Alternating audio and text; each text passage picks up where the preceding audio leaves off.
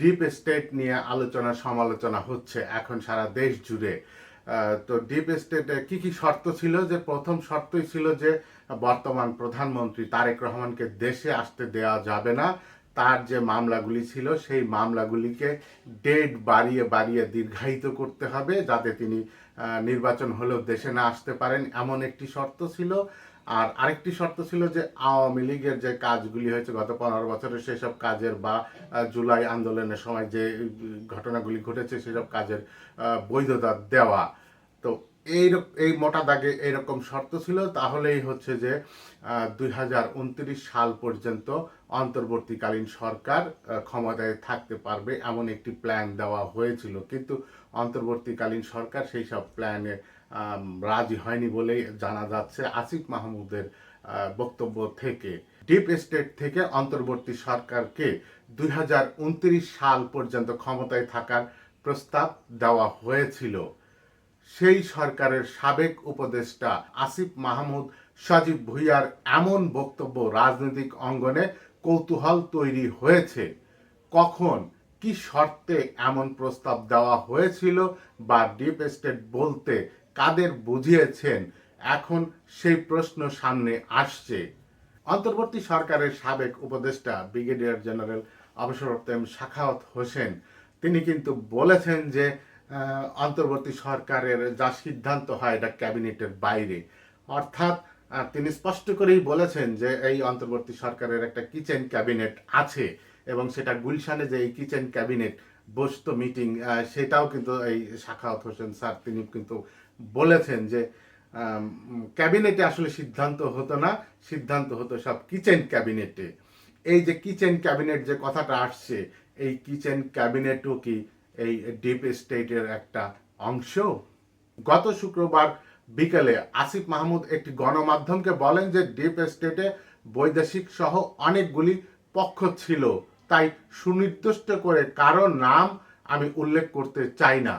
গত বৃহস্পতিবার বিকেলে এনসিপির কেন্দ্রীয় কার্যালয় স্বাধীনতা দিবস উপলক্ষে এক বিশেষ আলোচনা সভায় বক্তৃতা করেন আসিফ মাহমুদ সজীব ভুঁইয়া। সেই বক্তৃতায় অন্তর্বর্তীকালীন সরকারের সাবেক উপদেষ্টা আসিফ মাহমুদ সজীব ভুঁইয়া বলেন যে আমরা যখন সরকারের দায়িত্বে ছিলাম, শুরুর দিকে আমাদের বিভিন্ন শক্তিশালী ইনস্টিটিউশন, যাদের আসলে ডিপ স্টেট বলা হয়, তাদের থেকে আমাদের কাছে অফার করা হয়েছিল যে আপনারা শেখ হাসিনা সরকারের যে মেয়াদ আছে 2029 সাল পর্যন্ত, সেই মেয়াদটা আপনারা শেষ করেন, আমরা আপনাদের সহযোগিতা করি। ডিপ স্টেট থেকে এমন প্রস্তাব দেওয়া হয়েছিল বলে দাবি করছেন আসিফ মাহমুদ সজীব ভুঁইয়া। আসিফ মাহমুদ বলেন যে তাদের মানে ডিপ স্টেটের সার্টেন কিছু শর্ত ছিল, যে তাদের কিছু কিছু জায়গায় ফ্যাসিলিটেটেড করা, এবং তারা পুরো রোড ম্যাপ করে নিয়ে আসছিল যে তারা বিএনপি নেতাদের তো সাজা আছেই, তো সাজা থাকলে সাধারণভাবে নির্বাচন দিলেও তারা নির্বাচন করতে পারবে না। তাদের সাজাগুলো আদালতের মাধ্যমে লেন্দি মানে দীর্ঘায়িত করা, আপনারা তো মানে জানেন যে কিভাবে লেন্দি করা যায় আদালতের ডেট ঘুরিয়ে ঘুরিয়ে। আসিফ মাহমুদ বলেছেন কথা যে তারেক রহমানের নিজের নামেও সাজা ছিল, সে যদি সাজাপ্রাপ্ত অবস্থায় থাকতো তাহলে নির্বাচন হলেও তিনি বাংলাদেশে এসে নির্বাচনে অংশগ্রহণ করতে পারতেন না। এভাবেই বলেছেন আসিফ মাহমুদ সজীব ভুঁইয়া। কিভাবে ক্ষমতায় থাকা যায় সেই কৌশল সাজিয়ে দেওয়া হয়েছিল বলে উল্লেখ করেন আসিফ মাহমুদ সজীব ভুঁইয়া। তিনি বলেন যে আমরা কিন্তু সেটিতে সায় দেইনি, সত্যি তারা কিন্তু সেটিতে সায় দেয়নি। আসিফ মাহমুদ সজীব ভুঁইয়া বলছেন যে আমরা সব সময় গণতন্ত্রকেই সামনে রেখেছি, এবং সেটার প্রতি কমিটমেন্ট অন্তর্বর্তী সরকারের ছিল বলেই নির্বাচনটা হয়েছে। নির্বাচন যেন প্রশ্নবিদ্ধ না হয় সেজন্যই আমরা নিজেরা আগ বাড়িয়ে পদত্যাগ করে চলে এসেছি।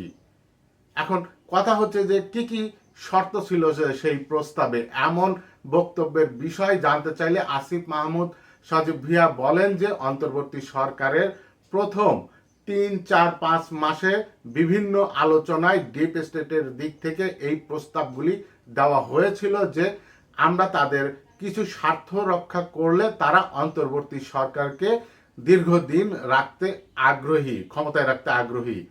দেন দরবারের অংশ হিসেবে আমাদের অ্যাপ্রোচ করা হয়েছিল, হয়তো অন্য উপদেষ্টাদেরও সঙ্গেও তারা কথা বলেছে। এটা আসিফ মাহমুদ সজীব ভুঁইয়া শিওর করেননি যে অন্য কারোর সঙ্গে কথা, অন্য কোনো উপদেষ্টার সঙ্গে কথা হয়েছিল কিনা। তবে তাদের শর্তের মধ্যে ছিল যে আওয়ামী লীগের শাসন কার্যক্রমকে বৈধতা দেওয়ার মতো বিষয়ও সেই প্রস্তাবে ছিল বলে দাবি করেন আসিফ মাহমুদ সজীব ভুঁইয়া। তিনি বলেন যে অন্তর্বর্তী সরকার ডিপ স্টেটের সেই প্রস্তাবে আগ্রহ দেখাননি। সরকার নির্বাচন দেওয়ায় দৃঢ় প্রতিজ্ঞ ছিল, ফলে সরকার তাদের মানে ডিপ স্টেটের সঙ্গে সমঝোতা করেননি।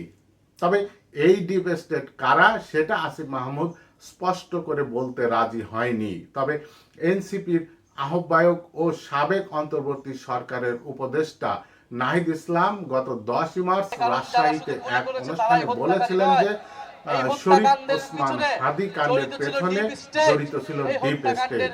তিনিও ওই ডিপ স্টেট কারা সেটা স্পষ্ট করে বলেননি। এখন যেহেতু দুইজন উপদেষ্টা বলেছেন ডিপ স্টেটের কথা, আমরা দেশবাসী সাধারণ মানুষ জানতে চাই, আসলে বুঝতে চাই যে দেশে একটা নির্বাচিত সরকার আছে, দেশে একটা গণতন্ত্রের ধারা প্রবাহিত হচ্ছে।